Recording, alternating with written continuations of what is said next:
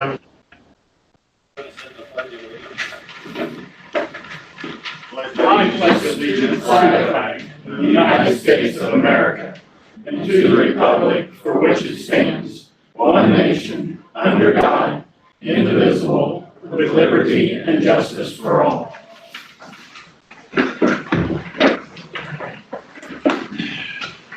Motion to approve agenda. So moved. Second. All in favor? Opposed? Public hearing to discuss amending the fiscal year 2019 budget. Consider approval of a resolution amending the current budget for the fiscal year ending June 30th, 2019. This is, as we're finding out, all the governments in Davis County, except for the hospital, are doing their end of the year budget amendments, and we're doing the same. For all intents and purposes, this amendment is just creating some accounts for capital improvements that we've committed ourselves to and are beginning to spend money out of.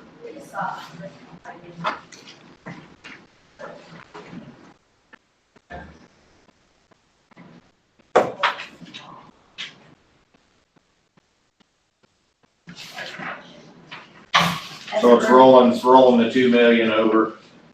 Yeah. We're putting the 2 million into that account in this contract. Yes. Actually, not all of it, because we only have to show how much we expect to spend this year, so we're just putting a fraction of the rest of it stays in reserve before we push it into next year. Could we not just move it all now? So it's in that account? Well, the intent from the state is to try and make a reasonable estimate as conservative as possible. We're never going to spend the 2 million right now. It's just what we expect. We're trying to conservatively expect to spend in this fiscal. Oh, so this is amended to change this, so this is still dead at July 1 or June 30th. This is for the fiscal This year is we're for done. this This is for fiscal the year. year we're in now. Yes, sir. Yes, and also as of earlier today, we had not heard anything from the public, any public comments or questions about We've done it. the amendment. So, and I actually did a little research, and it looks like budget amendments have been done. Oh, gosh, for years. We skipped a couple of years, 17 and 18, but years prior to that, there have been amendments done every year since, I think, 2008.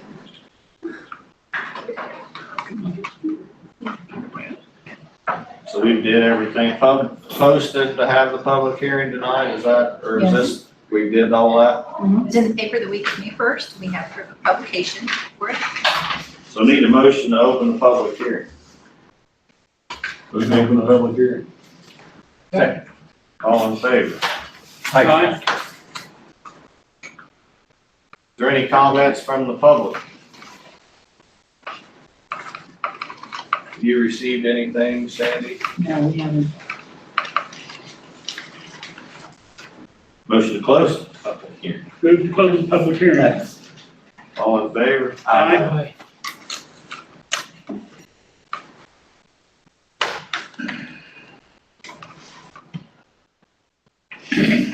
So consider approval of the resolution amending the current budget for the fiscal year ending June 30th, 2019. Need a motion for that? Move to approve the resolution. Second. John, Yes. Scott, Yes. Darren, Yes. Earl, Yes. Jack, Yes. I'm assuming this one doesn't require 3 readings. It's a resolution.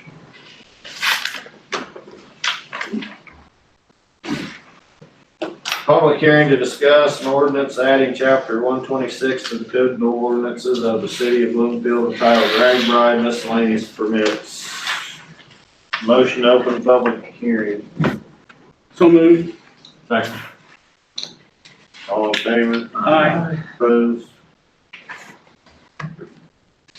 Anybody got any questions about the ordinances for RAGBRAI?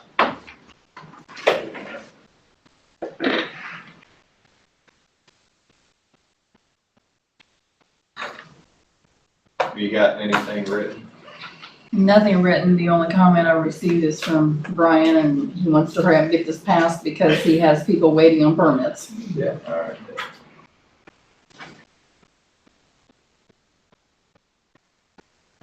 Motion to close the public hearing.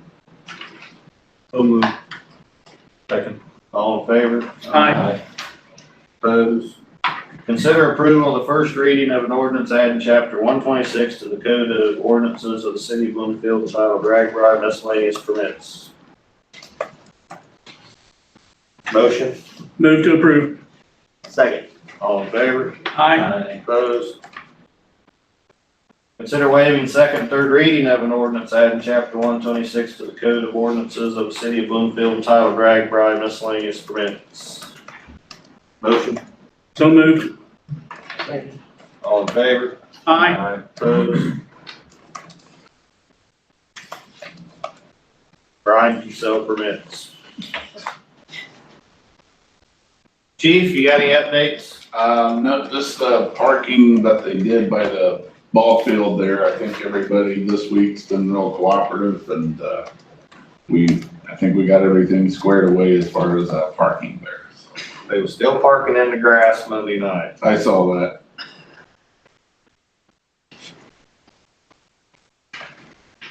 I think one more sign on that fence down closer. Far south. From south. South. I was hesitant to put more on there because that was just a shorter fence and this, but yeah. But I mean, I guess if you pull in there and park just right, you can't read it. So then you. Is that all you got? Yeah, that's it. Fire chief? Well, as most of you know, we tested the sirens yesterday at noon. They all went off but one, and come to find out, the front line was on their way down here at that time. He had the control board in his car. We put the control board in, everything's all wired. We've tested it at 3 o'clock. It works, the PA works. We were still having a discussion about the siren out of South Fork. It wouldn't spin, and nearest we can figure, there's 2 aluminum bolts that are up in the head of that machine. They've either broke or they've dropped down into the transmission. So rather than fix it, because the parts are obsolete, he asked me if we'd be interested in swapping it out for a brand new one. When I asked him how much it'd cost me, he said nothing. I said, well, three's even better. So when they come back down in a few weeks and swap out that head, we'll actually have 4 sirens with PA capability. When we tried that PA capability, I mean, it is loud and clear. So for the first time, I actually feel like the city of Bloomfield's a lot better positioned to be safe and be warned than a tornado or anything as far as that goes. Make public announcements. The biggest thing is the dispatchers, when they do the PA, when they get done talking, they have to clear the comm or the radio traffic's gonna go over the PA. So, but I suppose if you wanted to sound off Reveille at 6 a.m., you can now. Good job. Yep. Yeah. You want to fill them in about the ESA, gearing up for RAGBRAI, and if anybody needs anything.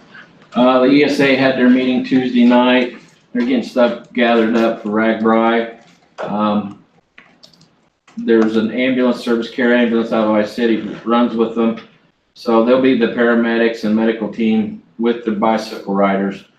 But the ESA is set, or the medical people are setting up so that anybody that they have to take to the hospital, they can pick them up, or if they have to take any care of any calls. But they're setting up, they're gonna have all 3 ambulances going and the med cart. So everybody's gonna be on duty. I think that was about it, wasn't it, there? Sheriff's Department said if anybody needed anything for RAGBRAI, they're ready to help.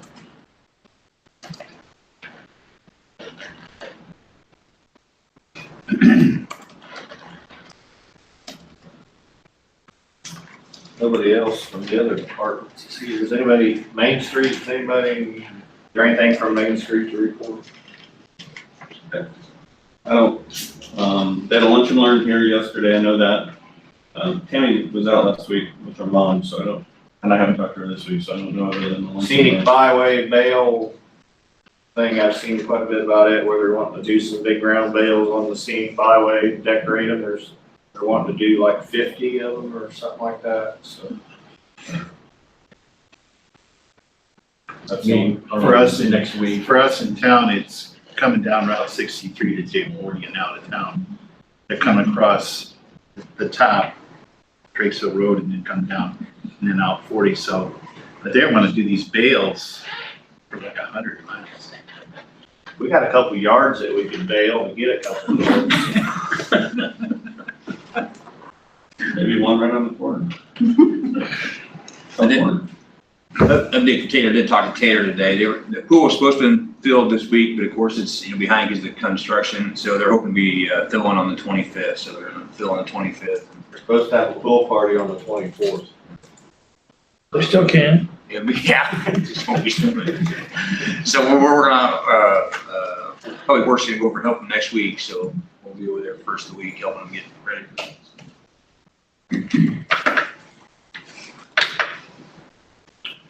All right, public comments.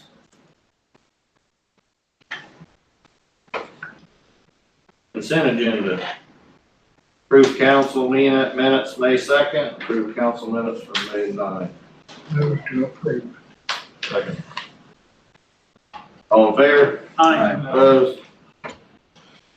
Consider and approve housing incentive plan. You should all have a paper copy of the incentives as we've talked about. Nothing has changed on the incentive numbers. It's identical, it's just a reprint. And then, I don't know if you want to cover the rules with the application for now. But I think I've got them the way that you asked for them in the application.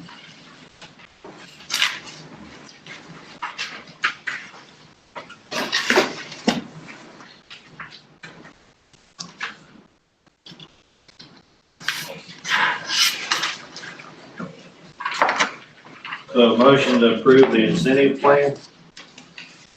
Anybody got any questions about it? Did you get any numbers back from the place that would do the inspections? So no. And the reason is they finally sent me an email today and said, we don't think we can accommodate us. So I did reply and say, would you be willing to, we hadn't talked about doing a remote, with having someone here go in with an iPad and being directed. So I asked if that was something they might be interested in. And if not, did they have someone else that they would recommend? But it was a 2-hour drive they were leery of. Okay, that might work then. But I just got that while I was coming back from Des Moines and sure. I just didn't know who you asked, meaning I'm assuming you were asking an inspector, a housing inspector? Yes, it was an organization in Polk City called, I think, Smart Building Inc. They're a nonprofit that does state code inspections for municipalities and counties. Okay. Evidently within a small area. Okay. I think they have a limited number of inspectors and felt like the drive would make it difficult, so that's where I am with that. I don't know, there's a guy who does it for Eddyville, I mean, I can, We've talked to them Oh, okay. in terms of, so he doesn't inspect according to code. He's, released if it's the same person. He's done some rental inspections and that kind of thing, but he's more of a real estate housing inspector, so he doesn't inspect the code, and he was pretty clear about that when we met with him. So I mean, if that meets your interest, but I didn't think that's what you were looking for just on the new home construction. He does more of housing. If somebody sells a house, he goes in and inspects it to see if there's any needs GFI outlets or needs. Basically, he don't think he does any new construction. If anyone has any other ideas, please share. You might know somebody that you could reach out to. I don't know if he have any interest or not, but he used to be a county inspector, code inspector in Buffalo County. And I know he's doing other work here and stuff. Okay. It might be I available. mean, this is a pretty limited basis, right? We're not talking about, Yeah, that's what I mean. Okay. I can give you that information. Thank you. Who? Al Jansen. Alan Jan. He does He does, appraisals, but, he does property appraisals. right, but I didn't know if that's not. But we're really looking for somebody that can inspect to the state building code and make sure it meets those specs. Chad? I know some cities, I know some cities will contract with others on a case-by-case basis. Maybe we ought to reach out to Tumwater. I've tried that with other ones, and they said they're kind of tapped out, but maybe it's different now. Maybe they have more availability Just now. like that. It's going to Ross. They have two of them. There's a Houston, Josh. That's, yeah. Okay. So there's three resources. Yeah, you want to just send me an email or a phone call, whatever. All right, motion to approve the housing incentive plan. That's the plan with the numbers. So moved. Second. All in favor? Aye. Opposed? Motion to consider approved housing incentive application. This is basically just what we talked about last meeting, is that? I believe it is.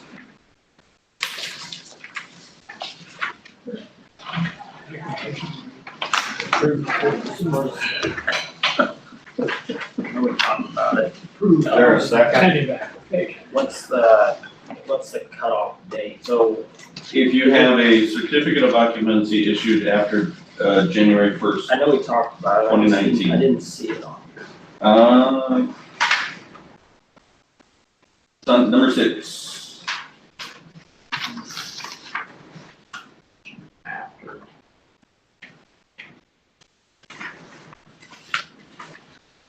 So they could have Is that started the kind of construction. They could have started the construction before must be that, there. say. Number 8, number 8 is is what what you were looking for? That's what I'm looking for. Okay, Okay. all right. Yeah, okay. I'll second that. Any discussion? Has the wording in here about you can't have more than 2 at a time?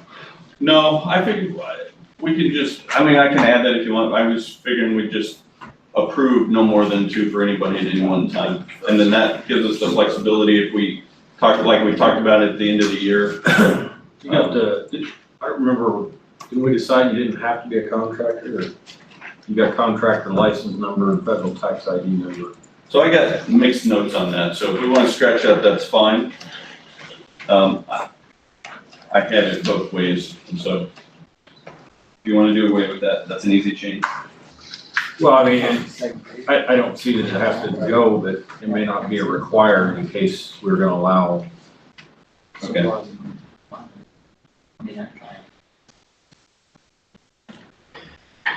Well, it contradicts it. Yeah. Which one? So your bullet point on the second page, the first one, Contractors or persons acting as their own contractor. As long as they meet the requirements, so. Right, so that's what, the way I look at that is, if you're building for someone else, you have to be a contractor, licensed contractor. If you're building for yourself, you don't have to be a licensed contractor, but you still have to meet the code requirements. Right. That's what we learned. So you can't, So I can take off, I can leave with our contractor license number if they have one. Well, not, as Darren said, make it a non-required field. Right.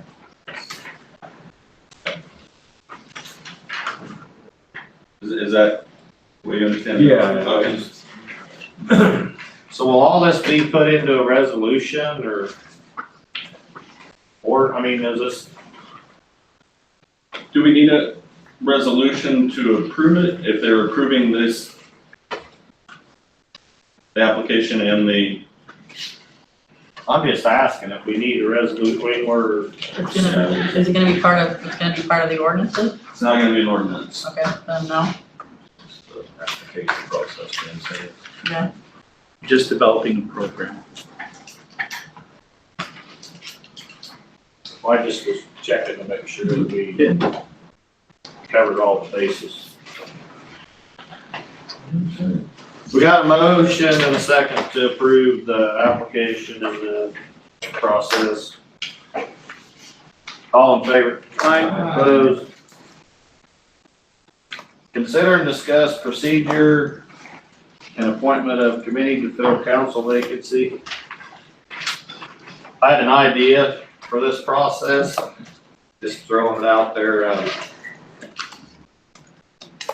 There's been quite a few people in the community that seem to be interested in filling the vacancy.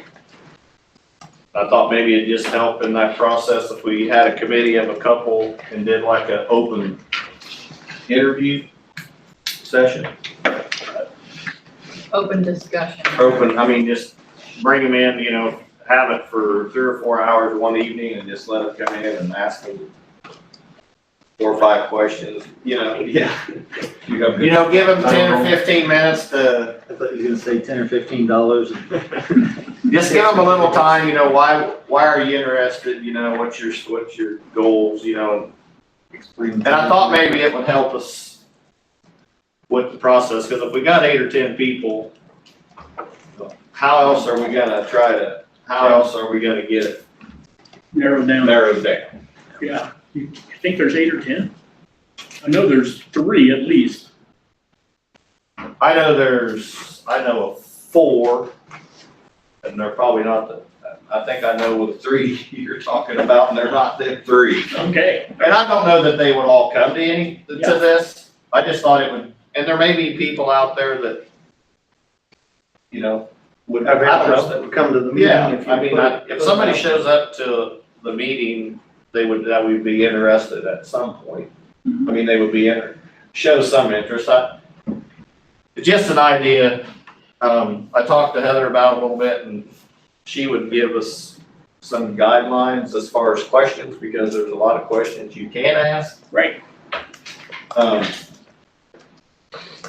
I just thought if everybody thinks that would have, fine. If not, I don't have a problem with doing it a different way. It was just an idea to throw out there.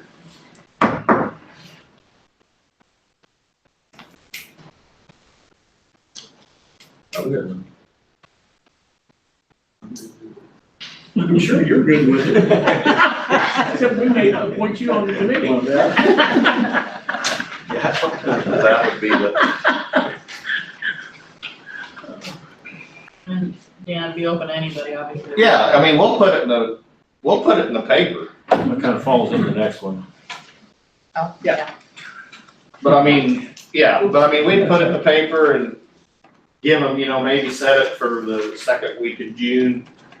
Give people some time, so if they have ball games or they have something, give them some time that they can switch their schedule to make it work for them for the time frame. If you got somebody really interested that can't make it that night, you know, maybe they give you some ahead of time, you know, maybe you can work with that. I'm just curious about how it would work. So we'd have 8 or 10 people that will all be sitting there in the. No, they won't all be in at the same time. It'll just be, it's just like an interview. You just bring them in one at a time, and I just that wasn't clear to me. I don't think it would be not an open forum. Is that what you mean? Yeah, that's what I was wondering. Yeah, I meant that. I mean, I would assume it would be a one-on. It'd be basically like any other interview, other than there's no application. It's just if you're interested, show up. Have the same general questions for everybody. And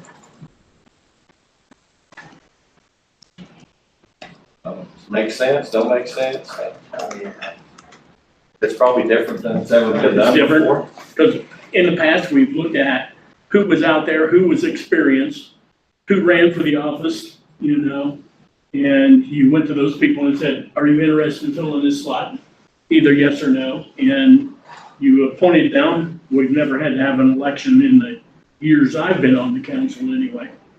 So, I mean, I think we can come to I just thought with that many people, yeah, if there's that many people that are it would interested, just, hallelujah. but it would just, you know, Interesting to see. it'd just be, and there may only 2 people show up. People may think they're interested, so we get down to the brass tacks. Yeah, I really have to spend 20 hours a week getting ready for this, you know, to do it right, yes. Would you try to narrow it down to one, or, I mean, if there's, let's say there's seven. If there's seven, Narrow it down I would think the committee would probably bring back a list of their top, say, 3. Can score them. And then you just start with appointing the first one, and if the other ones didn't agree on that person, then, you don't, then you go to the next one. If it gets past, if we can't make a decision and agree on somebody with 3, we probably need to look at a different way of doing it. It would be my opinion. I mean, I would think the committee could come up with the, you know, enough of the right person. I would hope.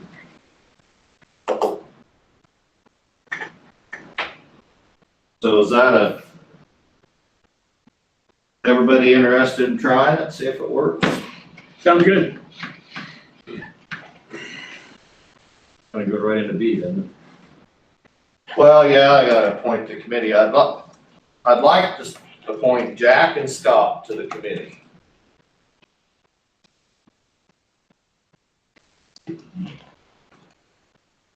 Everybody okay with that? Okay. So motion to appoint them to the committee. I'll make a motion. Okay. Second. All in favor? Aye. Opposed? Consider running ad for council vacancy.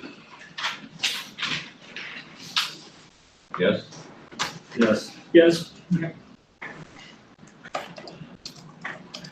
Can somebody second that? Second. All in favor? Aye. Opposed? Consider giving mayor approval to sign consent for zoning change for Hamilton Produce Company Incorporated. I think it's well and good, but it's too bad they've already got the work done. Well, we've talked about this. They can't use the property for what they intend to until they get the zoning change. They have made changes to the lot, which right now technically is okay. I don't know how you can be residential with a gravel parking lot, but they are not using it as an industrial use at this point. Sometimes you have a faster cart than horse. And we've been talking to them all along about trying to get them to file the permits and go through the public hearing process. And they're just now coming around to it.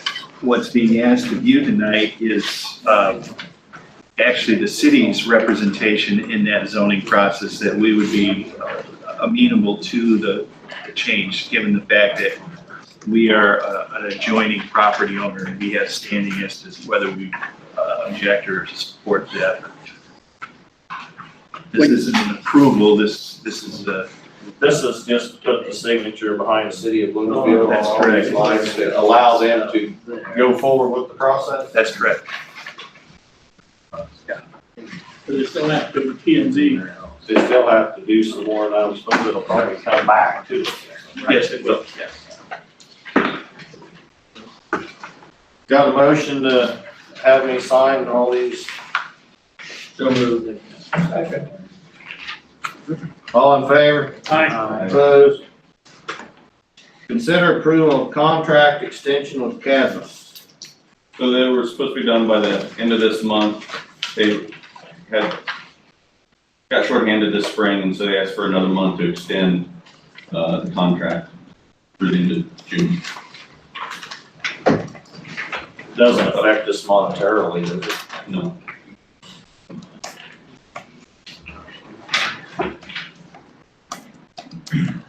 Motion to extend. So moved. Second. All in favor? Aye. Opposed? Consider approval of side letter and pay scale to union contract. City successfully negotiated with ASME 3590, a buyout of the casual time provision that would allow employees to gain as many as 6 extra vacation days in a year for not using sick leave. What we've done instead is made an exchange with them by adding 2 holidays one for Good Friday, the other the day after Christmas or the day after Thanksgiving. Employees are required to work one of those 2 days. So in combination, those two make up one additional holiday. That actually makes our holiday schedule about on par with everybody else. And then in addition to that, a 1.75% increase across the board payment that will be added into the wage schedule effective July 1st of this year to compensate for the actual other days that we are buying out. Approval is recommended based upon prior direction from council and approval by the union already.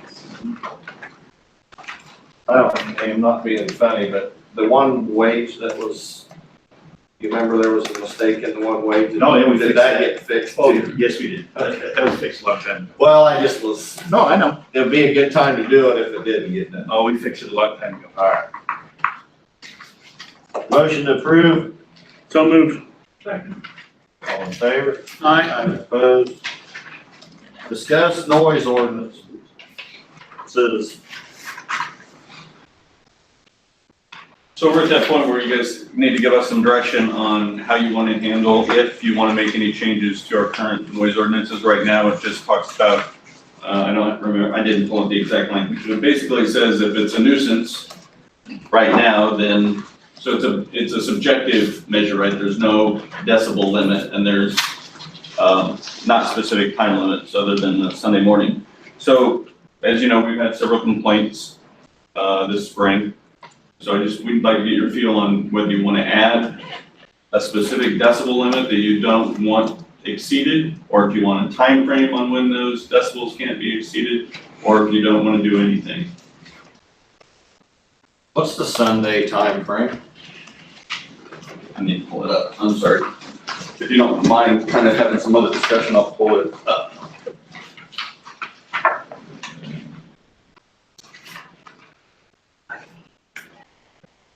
The only thing I would say with being subjective, I mean, kind of gives you some flexibility. Some things may be, more nuisance than others.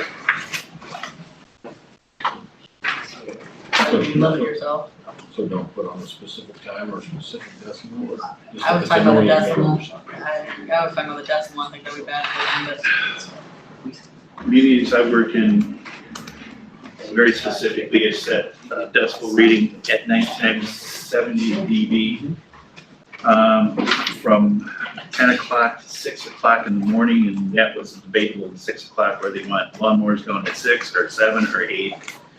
There's some place in there that you might want to consider. You're kind of, that's a very easy way to administrate and enforce this. 70 dB, all you do is run your decibel meter from the property line in a public right of way. Very simple. 6:30 will affect our, if we put it past 6:30, that'll affect our employees. And they start at 6:30.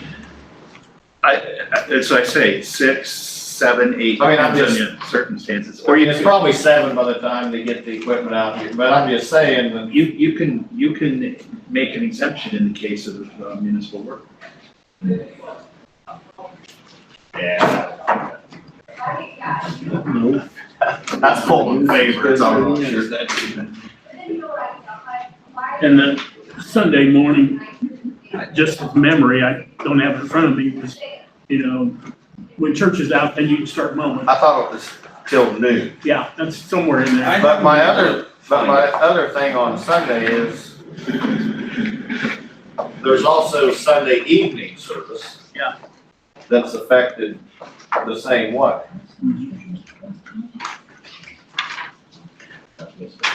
I mean, I'm just, if we're gonna shut it down for church in the morning, I mean, does it not make sense to Thank you. shut it down for church in the evening? If I was one of the people that wanted to sleep in, which I couldn't sleep in, you paid me. If I was wanting to sleep in, it'd be in the morning, I understand that, but I mean, I think the main reason for the Sunday thing is to not affect the churchgoers. Which in all due respect, I think we have just, I mean, they all have church in the evening too. I mean, There aren't very many have evening church anymore. And used to, your windows were open and everybody runs air. I say you got air conditioning now, you don't need your windows open, I don't know how big of an issue it is. I mean, is it an issue on Sunday? I'd still like to see Sunday morning kept. I thought I read it in there at one point somewhere, Chris, and I've looked and looked and looked for some reason, because I thought there was one about Saturday, not before 8 o'clock Saturday too. Well, I mean, I've looked through here, I haven't found it, and I've searched, I've got the whole thing on the website, and I put the Sunday in the search term, and I haven't found it there either. I looked at Saturday, but Because I thought it was like Saturday till 8 in the morning, more people wanted to sleep in a little bit on Sunday. And I thought, for some reason, I thought Sunday was till noon on Sunday, but. Yeah. But I don't know.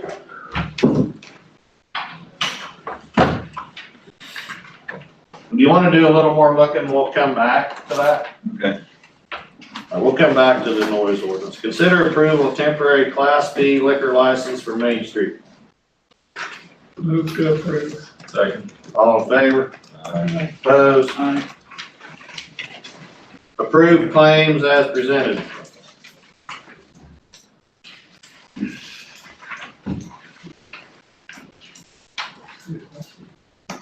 Got a 4-pager this week.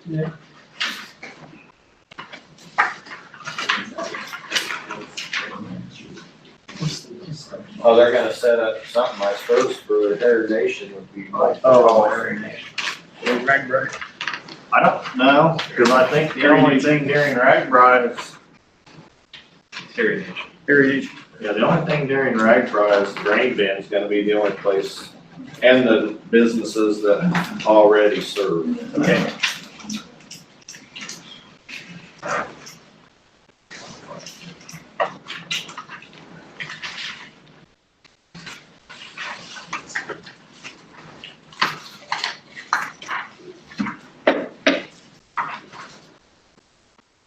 Move to approve claims. Second. All in favor? Aye. Opposed?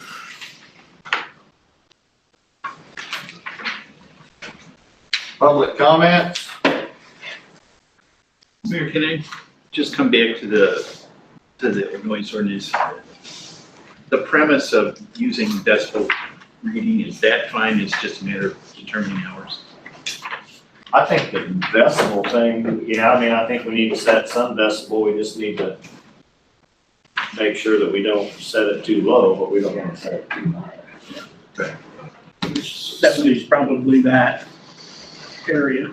I mean, the state is everywhere from what, low 80s to low 90s, somewhere in that. Yeah. But that's mainly for motorcycles and ATVs and.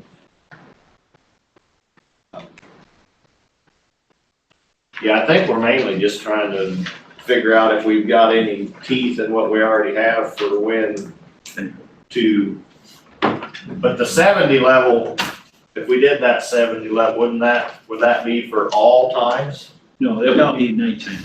Nighttime. Just in the hours that we designate? Right, right. The But daytime. then what about during the day? Well, the expectation is that you're gonna have, it's gonna be noisier. Now, do you want to control for noise on an ongoing basis? I mean, if somebody comes by with a motorcycle, you're not gonna catch them. If it's a continuous sound, it's a different story. But I think the real question here is enforceability. If you've got something that's a heavy drone, that might be a problem. If you've got something that's passing through, a semi-trailer truck can get you 100, depending on where you're standing. And that's just a matter, of course, of business. So I think the real question here is that you probably want to establish, for me, you want to establish a nighttime level. And at that level, you could enforce by taking a reading from the property line. The only question is what hours you want to have it. So then can we do, I mean, the whole thing got brought up because of the 2 or 3 motorcycles in certain areas. So can you do a ad in there that says Disturbing the peace. excess, anything over 15 anything lasting longer than 15 minutes or a half an hour that exceeds the state recommendations for that particular vehicle. Sure you could. I mean, it's at your discretion. But I mean, that gives you a big range, and it takes away that passing through, you know, if somebody's out riding their motorcycle for 10 minutes in the yard, I was a kid. You know, if it goes on for an hour. But construction work, driving pilings or something, I mean, you know, if there's something that's ongoing, but it's just kind of a process and then it's gonna be done, that's another thing that you have to look at. But, yeah, but I think the people that are taught what they're, I mean, I think they would listen to a skill saw all day. Or day all night. Motors, well, no, I'm saying, we need to set a night thing, but I'm just saying for during the day. A lot of the complaints we've got haven't necessarily been at nighttime. Yeah, I mean, In the morning. they The just been motorcycle thing's been Nonstop motorcycle. all, you know, for 2 or 3 hours during the day, so do you, anything that exceeds 30 minutes or 45 minutes that's over the decibel limit recommended by the state for that. Or just disturbing Vehicle. neighbors.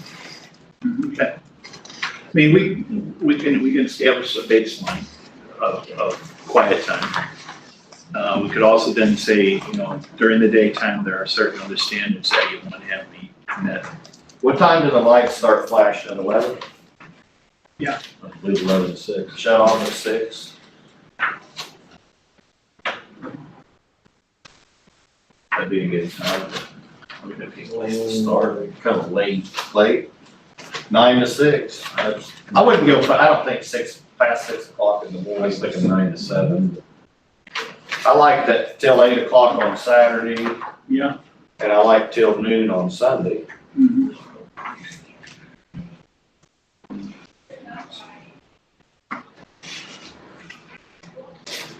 Even in the summer, it's dark by 9:30, you can put the lawnmower up. Yeah. So do 9 to 6 That sounds through the week. Till 8 o'clock on Saturday and till noon on Sunday. Does that give you somewhere to start? But we still need. Yeah, there's hours of operation for ATVs, hours of 10 o'clock PM to 6:30 AM, except in emergency situations for ATVs. That's in chapter 175. Yeah, but it's a daytime thing with the ATV. I think that was probably pointed at snowmobiles back in the day. Anybody else got anything on the noise ordinance that? So Des Moines is doing they do a 60 decibel limit from 7 to 10, 7 AM to 10 PM, from 10 PM to 7, they do a 50. And that just gives you an example of how they're doing it. Wow. That- in residential area. No Well, jack breaks. My 70 decibels came from a college town, so. But it was strictly enforced to cut down on party noise. That's what it is. Everybody had jukebox for the, they had the jukebox for the. The other thing I've seen here is the 40.032. Or you just. What about the racetrack on Saturday night? The only other thing we've done is 69 to 10. Alley. That was all in the 69. Wow, we were under The truck parking, trucks parked and running. That's in the county, I mean, that's. I guess we'll never annex them in. Huh? What about your concerts up on the We're square? not running anyway, so. They play till 1 or about 1 o'clock in the morning. You'd have to give them an exemption. Well, Yeah. they have to come here to get permission to do that, so in that variance would be. Yeah.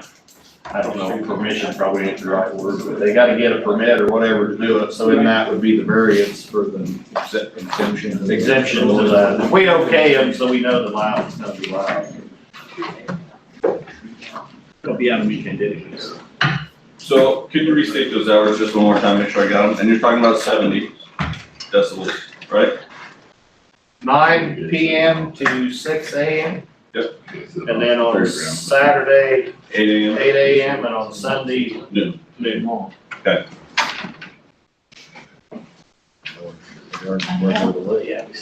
Anything else on that ordinance you wanna talk about? No. Yes, I have to go to church. So, And then do we, I don't know, do we wanna try to do a max level, anything What was- exceeding a certain, What a was noise? the lawnmower decibel? It was 80 when I was standing right next to it.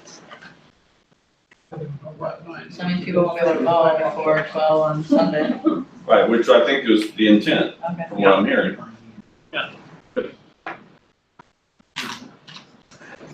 The guy put a block radius around the church so that it doesn't know all over town, or? Is that,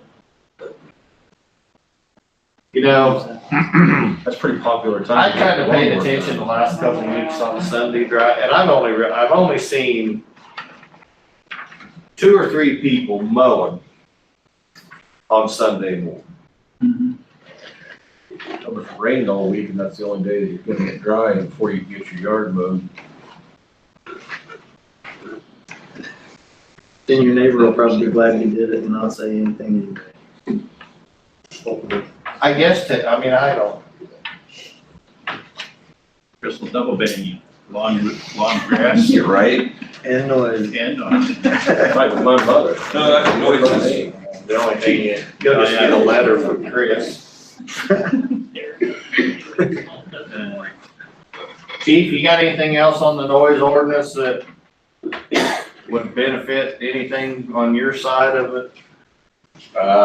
No, I was just getting the times down and then whatever we decide to get it published really good, so there's no surprises when we. And then do we wanna do you wanna do anything for an extended period of time noise if something's that noise is constant for over a half an hour? Do you wanna set a decibel level on that? I mean, you could always do if there's a new Complaint? You could do, Well, we've had the complaint. They was here at the last meeting. They've emailed us 10 times. They've called me 40 times. I know, I mean, we've had we had a complaint to it. that's why we're doing this. Yeah. We need to keep it.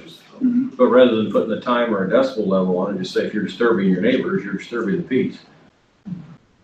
well, I think you could probably put a decibel level that's different during the daytime. That's what I meant. Outside of the times that we've designated, if you're quiet. So we already have that, But if you right? have a constant noise that's over 85 decibels for more than a half an hour, you're subject to a fine. Right, so we already have, the way our ordinance is written is it basically says if it's obnoxious, and that's a judgment call, right? So it's either myself or the chief would go make the judgment call. And that's really common. If you look around the state, that's the way most towns have it. So what I think all you're doing is saying we're being more particular during times that we designated as quiet times, right? As long as we've got still some recourse during the day when you're not in the quiet time for excessive noise. If we find that it continues to be a problem, we go through the same process that we talked about in the work session last night, where we'll give a couple notices, and if it doesn't change, then It they'll falls get it. under the civil penalty program. Should put a sentence in there says you don't wanna run over 40 miles an hour, even bowler mowing. When you're mowing. What are you mowing with, Jack? I don't know. if it's- In reverse. Oh, in reverse. So we got everything covered. You gonna bring something back to us Yeah, the we'll next bring something meeting back. so we can discuss it some more? Well, I mean, now we got a little bit of parameter. I appreciate that. All right, reports. I guess we're in public. Has anybody got any public comments? I have, just about the subject you were talking about. No offense, but if you don't do any better job enforcing the new noise ordinance, whatever it is, than you do throwing lawnmower grass clippings into the street, you're wasting everybody's time.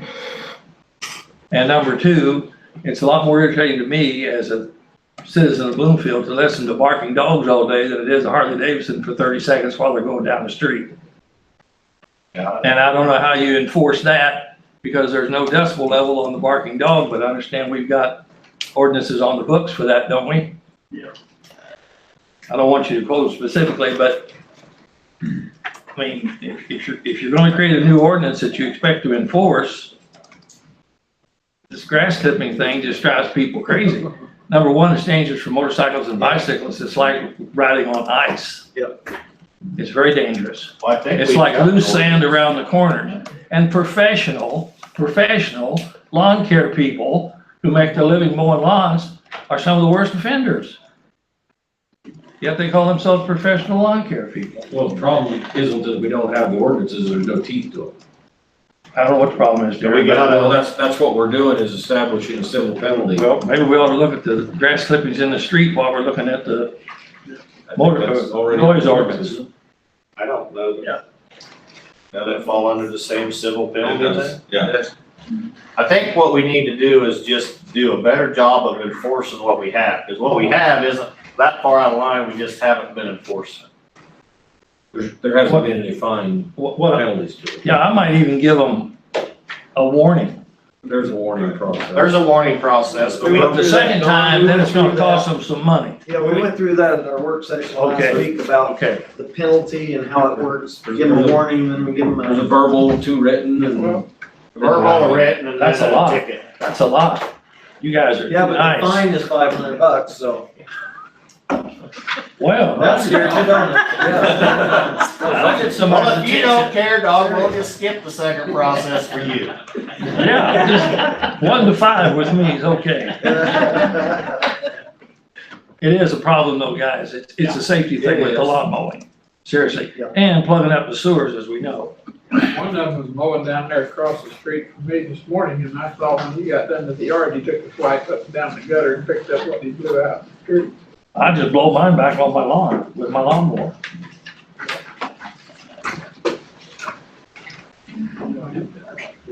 He's got that big. I had one of them He's got that professional. big bagger on there, he didn't wanna take it. I'm not mentioning anybody's name, Mayor. All right, any more public comment? Reports, Gary? I hate to say this, but I think that at the next council meeting, if it is a big council meeting, we need to start it early. And the reason for that is that we are going to get at the staff level of 30% design completion for the wastewater treatment plant this upcoming week that we'll review internally, and then we need to present it to you. But that presentation will also include a discussion about the rate increases that are going to be recommended for the treatment plant. Northland Securities is about completed with their work on recommendations for rate increase. And I think we will be ready to have that discussion, the start of that discussion at the next council meeting. So I don't know whether you want to spend a lot of time with that, and actually cordon off a big chunk of the meeting, because it could attract a lot of folks here. We're going to get the word out to talk about this as much as in advance before the meeting, but it could be a big topic for you all.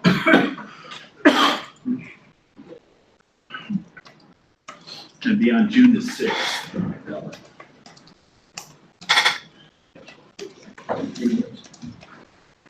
At that time, we'll also probably give at least a preliminary understanding of how this thing can get financed.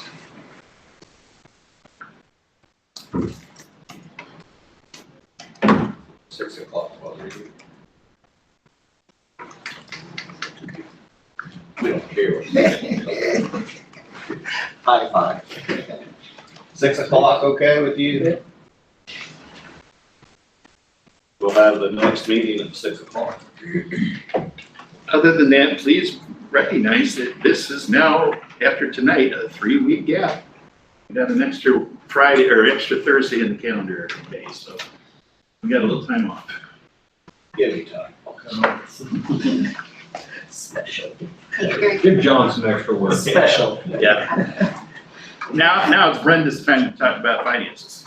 Okay, so I, at everybody's station tonight, I left a financial reports packet, and it's the cover sheet that has the yellow highlights.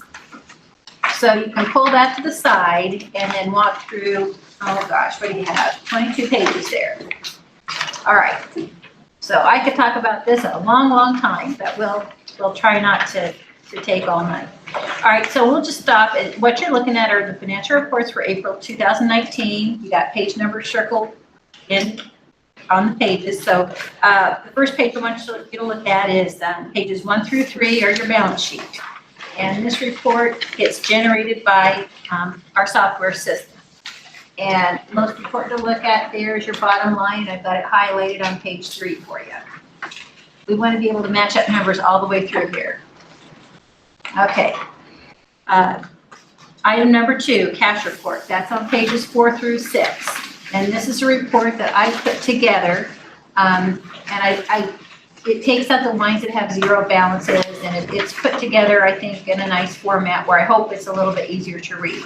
So your cash report shows you all your bank accounts, first what the beginning of the month balance was, what got receipted in, dispersed, the balance, and outstanding transactions. So again, the big takeaway here is if you look at page 6 at the bottom, highlighted, there's a balance, which matches up to the balance number in the first item. Yes. Just, I want to make sure I understand, Hillary. What you're saying is that our accounting balance matches our bank balance. Yes.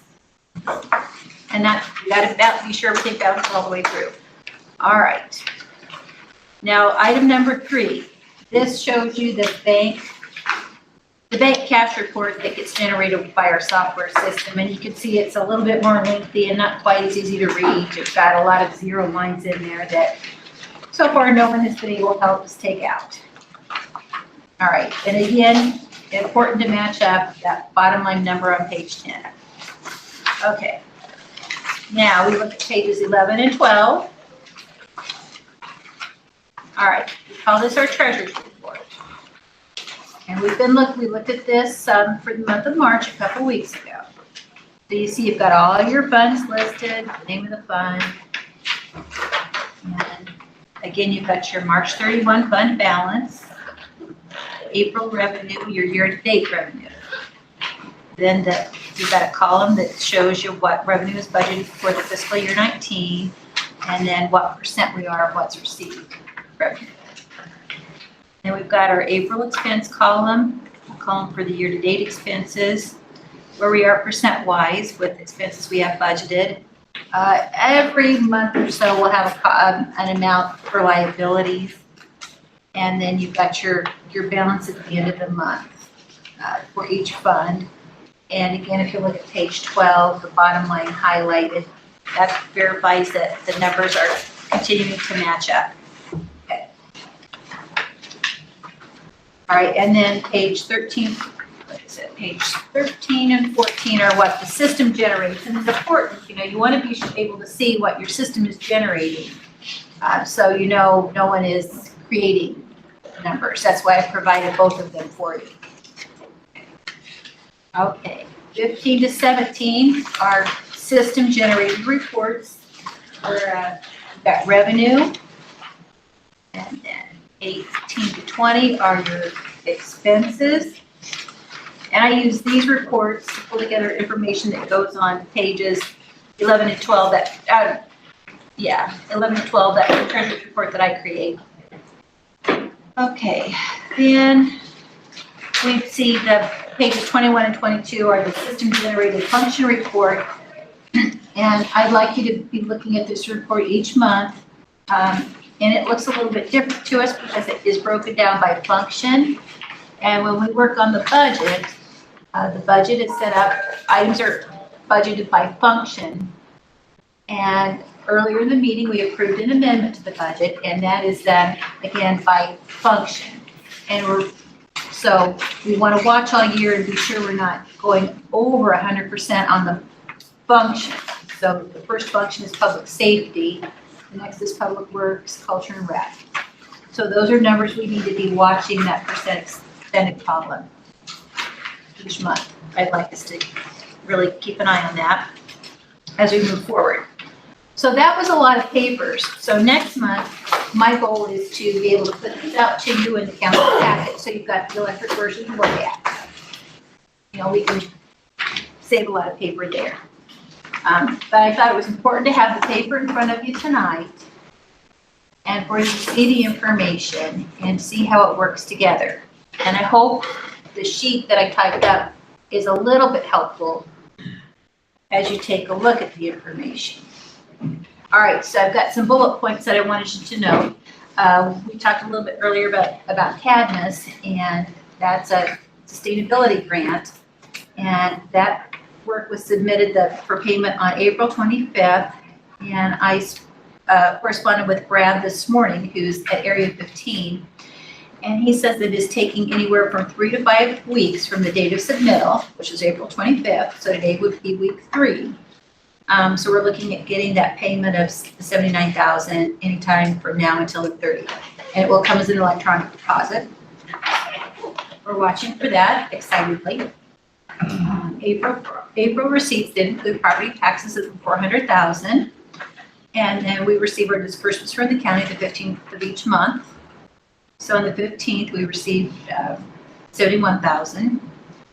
And with the fiscal year coming to a close, June 30th, we have asked, as of a few weeks ago, that all the departments and all of us within the city get invoices submitted by the end of May. So we can get it paid in this fiscal year, and we're not paying invoices for fiscal year 18 into 19. And I haven't heard a lot of comments from that. I think that's been practice over the years. So, and that will give us time in June for council to approve. Okay. So, are there any questions about those 22 pages in the reports? I got a question. Yes, sir. Tell me your page. The 400,000 from April, where's it show it in the revenue? Okay. That is from property taxes, and Does that go to general fund? there is some that is put into general. It also goes into Fund 112 for employee benefits, Fund 119 for the emergency. Goes into those 3. What page are you on? I am looking at the cash report, page 4. Yeah. But that shows up on page 11 also. And that kind of a summary of the first 10 pages. All right, so yeah, you would see it in the general fund and the employee benefits fund at 112 and the 119. And there is a little bit of tip money that came in taxes on Fund 125. I got a question. I ain't picking on anybody. It's just easy for me to pick it out to use for an example. Okay, The library, tell us the page you're on, Dan. I'm on page 11. Okay, The library building fund is 360% budget. Budget is 36,000, we spent 130. Where does that extra money come from?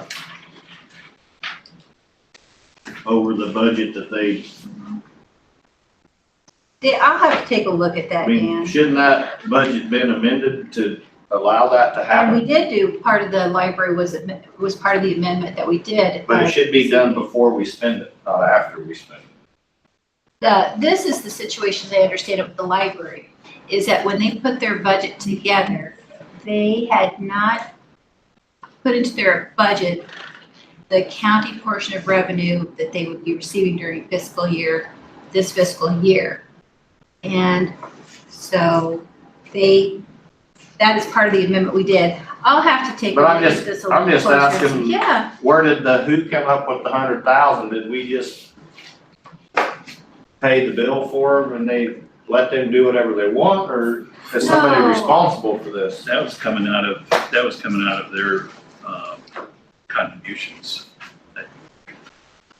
I don't recall off the top of my head. Yeah. But we need a But, specific yeah. answer on that. yeah, Yeah, yeah. Let's take, yeah. my that's a good speculation question. is part of this might be a carryover problem from the prior fiscal year too. But I think what you're asking is, what's I'm the just using process it when for an somebody goes example. over budget, If we right? budget 36,000, we spend 130, Mhm. How does that work? how does it work, and should we not have red flagged it. I would rather amend the budget before we spend the money than spend it and then figure out how to do it later. And that's how we're That's how supposed to do it. 90% of the people do it except us. That's my program, and that's, I think, it's the way the state would like to see it done too. Yeah. But I'm just, because like the general checking is 457,000 to the negative. I'm assuming the budget amendment that we did tonight fixes that. Okay, where are you looking at? I'm on page 1. Okay. And page 1. This is your general fund represented in the main checking account. And if we look at the general fund all the way across, and I'm looking at page 11, you can see the general fund balance is 85,000. Because you've got general fund money split up in multiple banks. But the budget amendment that we did, isn't most of that going to the general fund? The amendment that we just did tonight? Doesn't that fix some of them negatives and we don't put more, do our transfers into general fund? I don't know about that necessarily. Most of our amending was due to the capital projects that we had not budgeted for.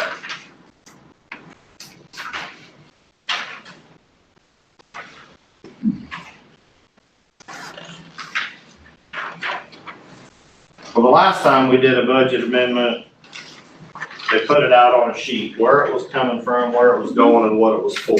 Those are transfers. Yes, For those were transfers.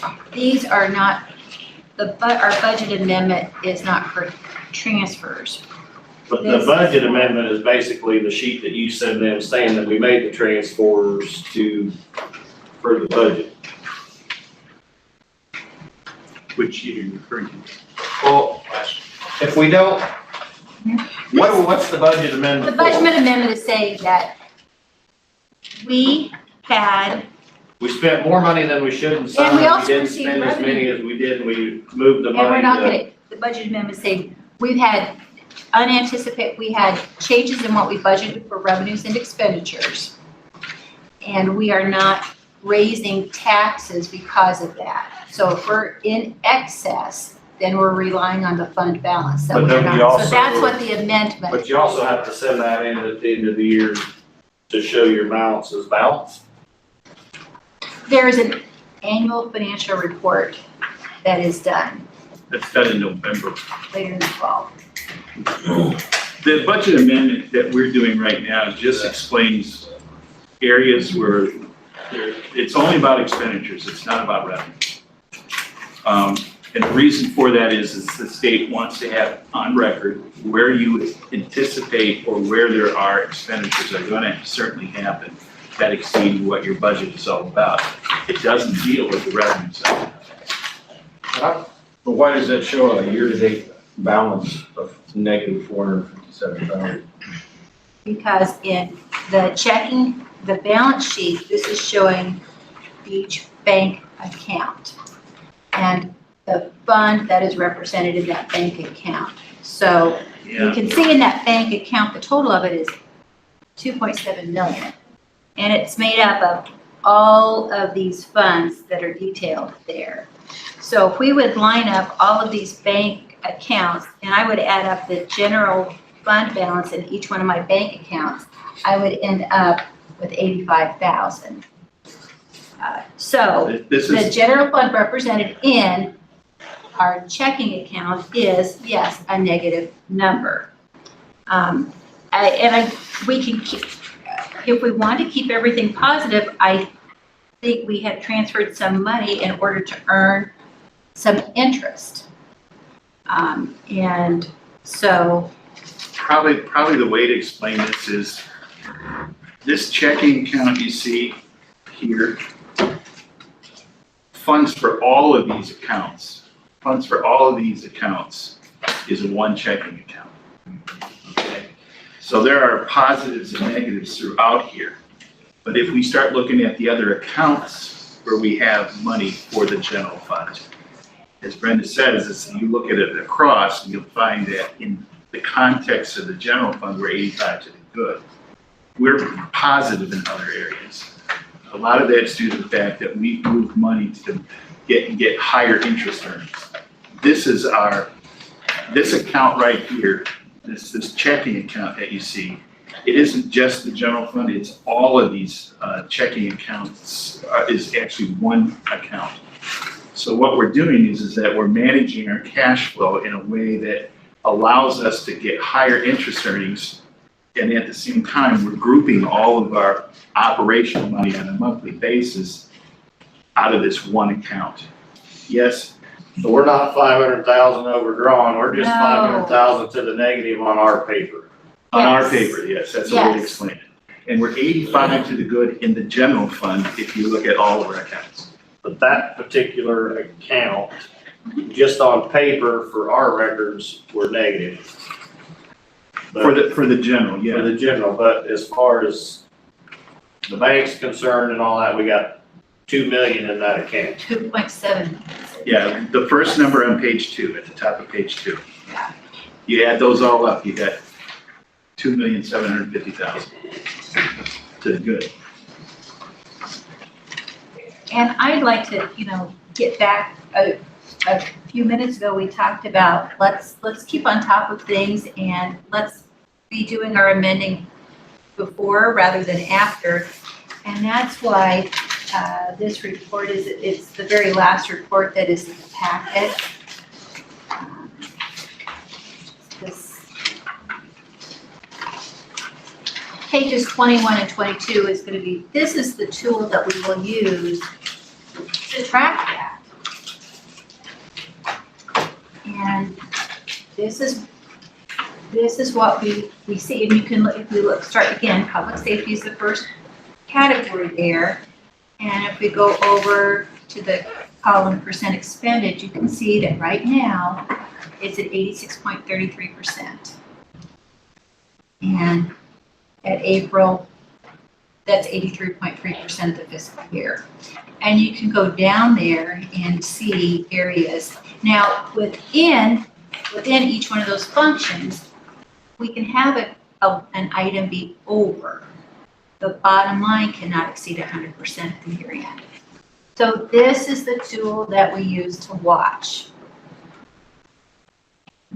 Mayor, if you go to page 2 again, and you go down toward the bottom of the page where it shows money market, Bank of the West General, 507,000 to the good. Yeah. That's where we're starting to talk about in the context of a different fund, but more cash. That's how, to give you an example of how we're managing the cash and trying to get as much money as possible through higher interest earnings. Obviously, the 507 is higher than the 450 in the whole.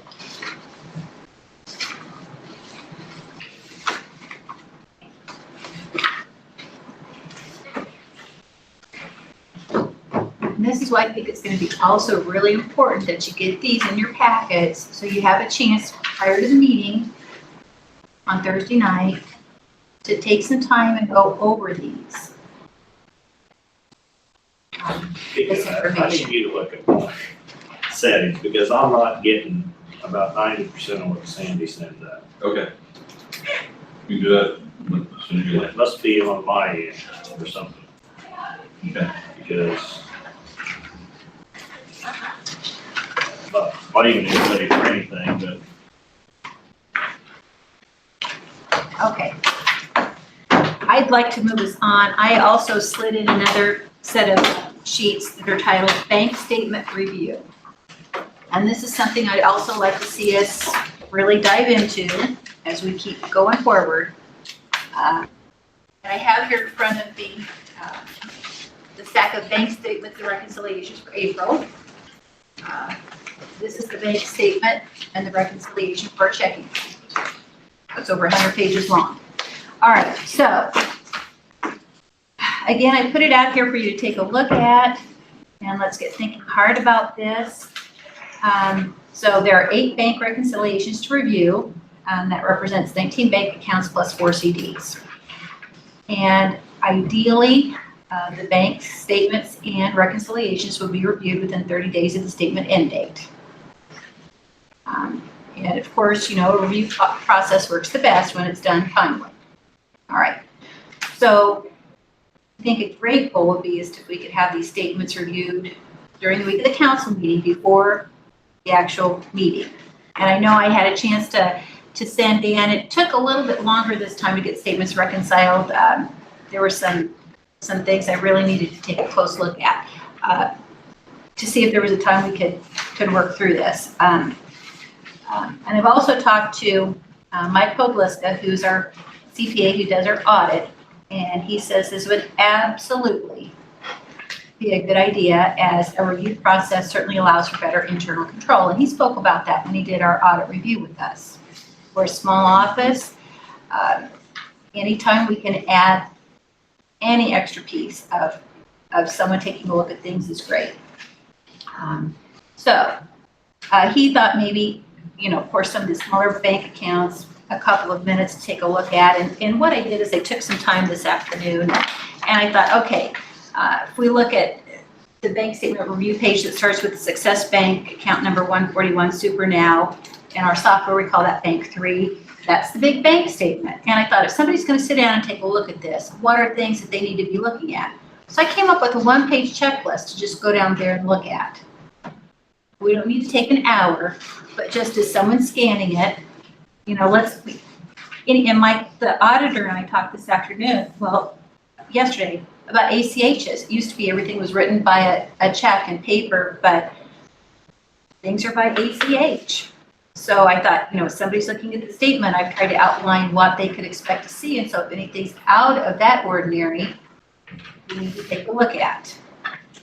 Okay. So, and then I thought we could put, the month and year we got reviewed, who it got reviewed by, the date of the review. Okay. And we'll just move real quick through the rest of these. Then we have a Success Bank savings account. That's Bank 21. There are 10 small savings accounts that make that up. So I've detailed the account number, what the name of the account is. And I think I've outlined if there's interest or any transactions you'd see flow through those accounts. That would be a quick one for someone to take a look at.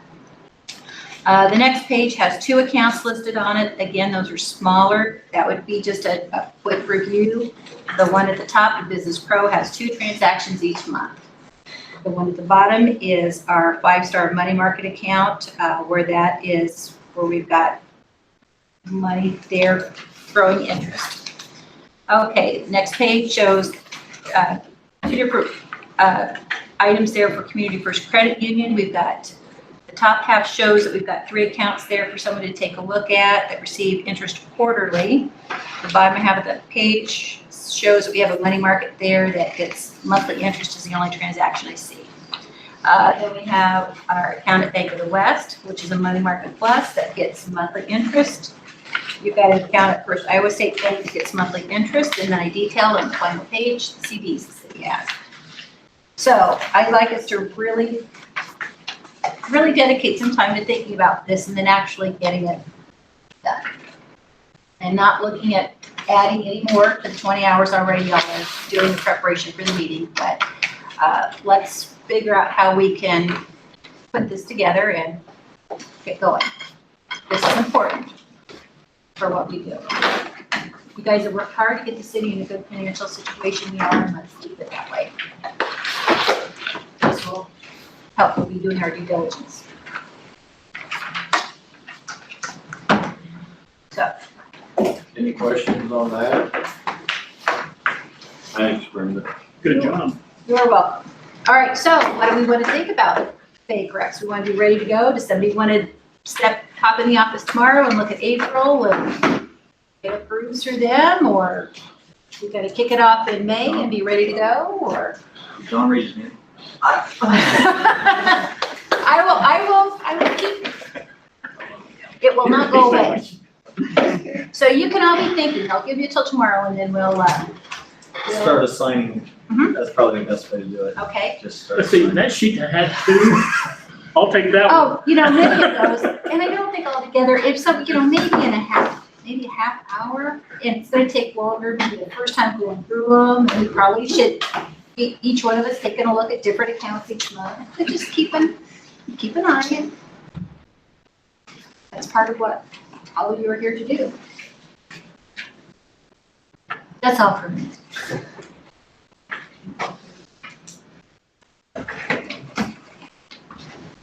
But I could keep going. I won't be in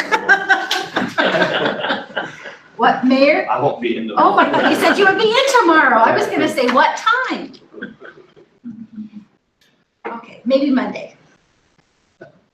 Danny? Speaking of tomorrow, 10 a.m., CDBG Division 1 Water Grant Pre-Con Conference will start at City Hall. So Lawson will be there and all of our, and French Rannicker and everything getting that kicked off. They'll probably won't start next week moving equipment in, but right after Memorial Day, they'll start moving in and we really start. That'll be, right, basically we'll start on Northland Drive, just north of the hospital. So the water project will be starting soon. 29 May, CDBG Grant Division 2 Sewers will be the pre-con on 29 May, so we'll kick out the time for that too. So basically get through Memorial Day weekend, after that start construction season, so we'll be tearing up parts of the town. Monday, seasonal employees start. I know I sent an email out today, so they'll start on Monday. We'll probably focus on the pool right away to get that pool set up, get going. Kiowa completed electrical work yesterday through the week. They were here basically Monday through Wednesday night, basically kind of working 12 hours each day. We set the transformer pad at USDA, switched out three-phase pole bank behind Wagler's. That was a long project there. Set the service out of 612 Good Street, and then also set the service out of Redmond Addition. And I asked for 15,000. I know before when you guys approved that, we spent 14.8, so we pushed it right to the amount. There's a couple more things we could have done, but we'll save those for the next go around. They worked good with them, basically partner along with them, getting everything done on time, locates and disconnects and everything else with that. So we've been going pretty heavy with electrical. We conducted interviews yesterday for lineman positions, staying with electrical. We did extend an offer today for employment. He accepted some pending background and drug and physical. I hope we get somebody started the 1st of June as a lineman. East Street culvert update. So basically, I talked to Mark Harple today, the engineer on that. Plans should be out next week for review.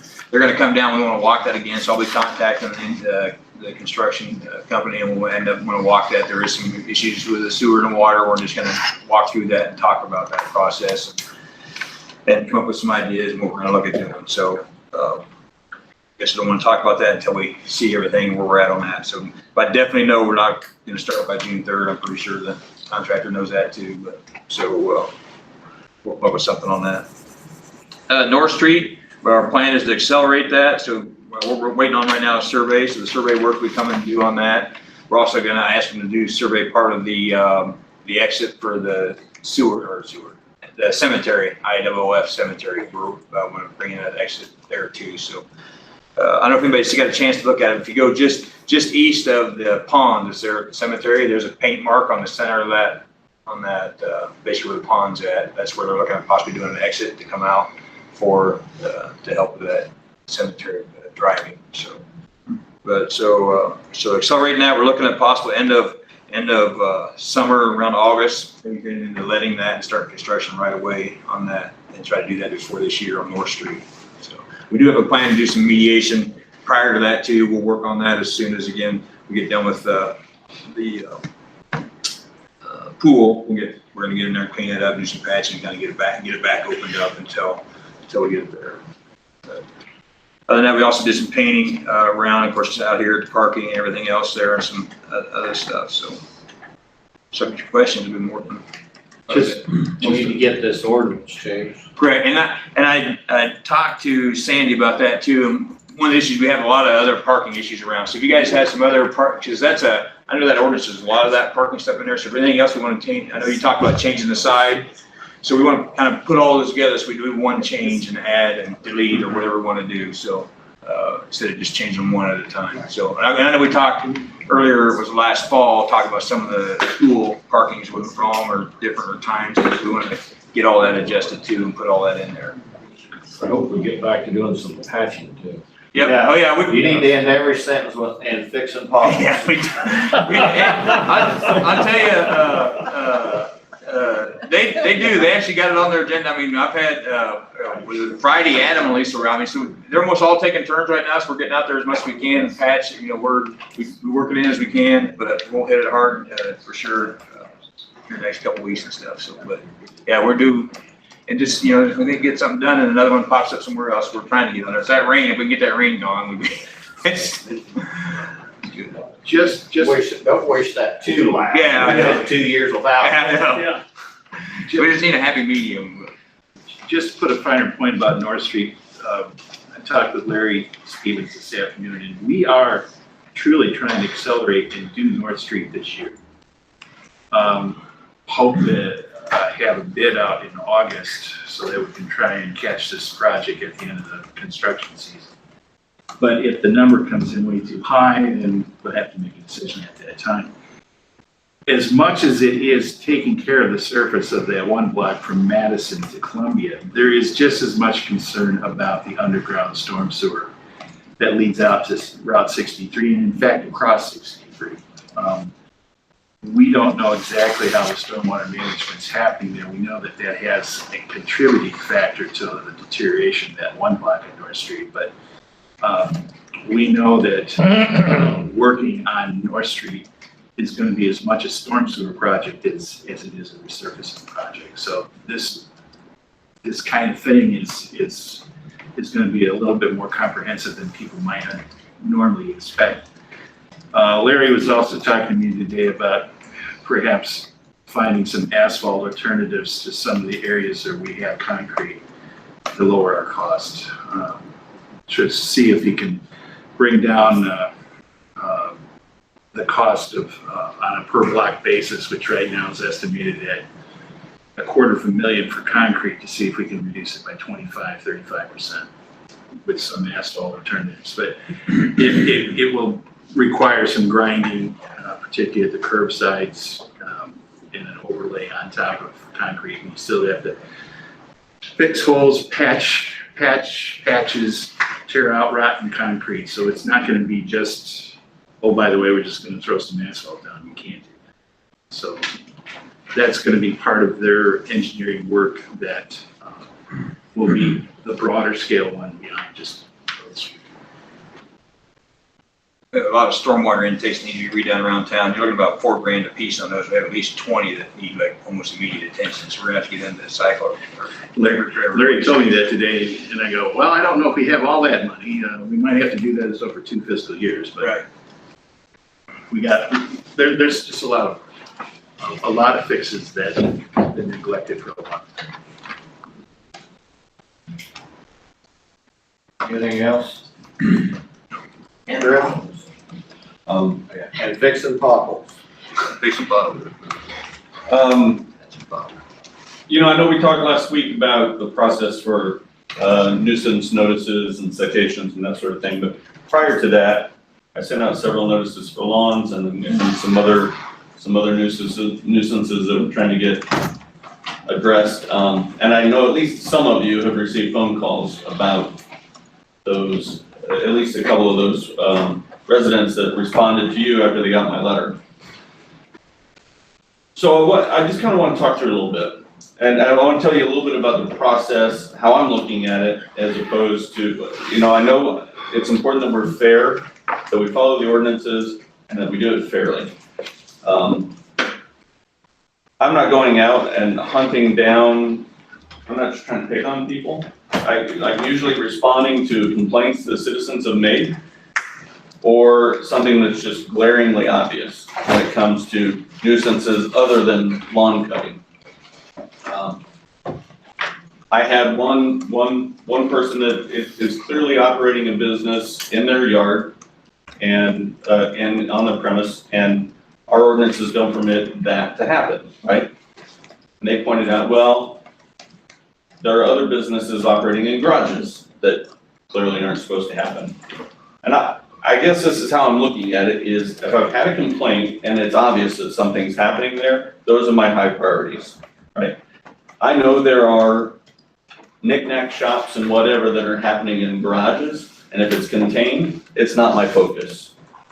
I mean, we have other problems that we're trying to address, right? If I see pre-junk cars in a yard, and a pile of scrap, that's gonna be a focus. If somebody's got a car that maybe isn't currently licensed, but they're trying to get it fixed up, that's not my focus right now. I'm not saying it won't be someday, but today that's not the issue. So I know that as you're hearing things, as these letters and these conversations happen, I just want you to have some understanding how I'm trying to bring them out, right? And if you want me to take a different direction, I want you to let me know, but that's the approach I'm taking. I did hit the grass pretty hard. I mean, there were some that were questionable whether they should have gotten a letter, but my theory was this: we've had a lot of rain, the grass has been growing. I want to hit them hard right now so that if we catch it sooner, then the problem doesn't last all summer long. So some of those could have been, maybe we're a little aggressive, but I think most of them have addressed the issue, so. I guess that's really what I cover on nuisances. If you have questions or suggestions, I know the mayor and I talked through some stuff about this, and we may get into some more details later, but right now I want to just continue with the process that we've started and that we talked about last week, and use the ordinances that we have in place, and then if you find that there are things that we need to address down the road, then let's do it. Next week, I'll start including some addresses and start sending you some pictures. okay, I mean, I am getting out and doing this, and I'm really not trying to harass people, but if there's something you see that's obvious. Big needs. Are you walking or driving? Driving. But if you'd like me to walk, I don't mind. You know I like to walk, right? Just saying, as you're walking, you might try driving, you get more. No, let's. Count your steps. I do have my step count around, but no, I drove, last few weeks, I've driven every city block, and I haven't hit everything, but I tried to hit the ones that were the most obvious and I think on the nuisance side of things, it's gonna be some work because there hasn't been anybody that's really responded the way that I asked them to. So just know this is probably gonna ratchet up, not down. And you're probably gonna get more calls, not less. Just wanting to be a heads up on it. $500 will take care of it. Yeah, then I bet they get a lot of calls for that, right? Next week's a busy week. I'm gonna be, attending the governor's signing of the Empower Rural Iowa bill in Wilton on Monday. Tuesday is the housing conference in Fairfield, and I know, are you still wanting to go? I didn't register you because you said you were kinda iffy, but I can. I won't know. Okay. Well, I want to, but I won't be able to. Okay, if anybody else is interested in going, let me know. I think I've sent all of you an email. And then Wednesday and Thursday, I'll be in Ames and Des Moines attending the Electric Power Research Center's annual meeting, and then a meeting at IEDA in the afternoon on Thursday. So if I don't answer your phone calls, that's why. I'll try to get back to you by email or in the evening if you need something. Can you give us a 60-second update on the utility? The utility is, we're in the process right now. I need to get, and that's one of the things I hope to do next week is connect with the state auditor. Previous state auditor had suggested that parts of what we wanted to do when we were doing a loan weren't legal. I've had several people tell me I need to talk to the new state auditor because the new state auditor has a very strong interest in energy efficiency. In addition, we've changed it to not be a loan, right? But I just need to make sure that what we're talking about won't bring red flags. And as soon as I'm comfortable with that we've got clearance from above, then we'll push forward with the utility, trying to get that ball. And I'm also, Cabinets is, part of what they're doing is finishing up financial analysis on just making sure that what we're proposing with the utility works, right? I mean, we've talked about it working, they've had demonstrations that'll work, but they're just running the numbers one last time. So that's where we are with the utility. I just know there's some people that's asked about the program, and that's not a little update would kind of fill everybody in on. My best guess is it's 3-4 months out to launch. Council updates? Do you have anything else? No, I'm done, thank you. Already talked about the ESA. I don't have any comments. Closed session. Can I say something? I already did. I have my time, but this library thing just came to me. I don't know what it is. It is, I think there was one, if not two, invoices from fiscal year 18 that did not get paid until the new fiscal year. Rollover. So that's what caused it to be, I wasn't picking on the library. It was No. a good example. This one, it wasn't, and that's what you all need to be doing. And that's what we're going to work. That's why we're trying to get all the invoices in at the end of Mhm. this month, so we don't have to roll over. That's why it's important, because if you don't, then it has effects. Thanks. Going forward. Yes. Closed session pursuant to Iowa Code 20.173, negotiating session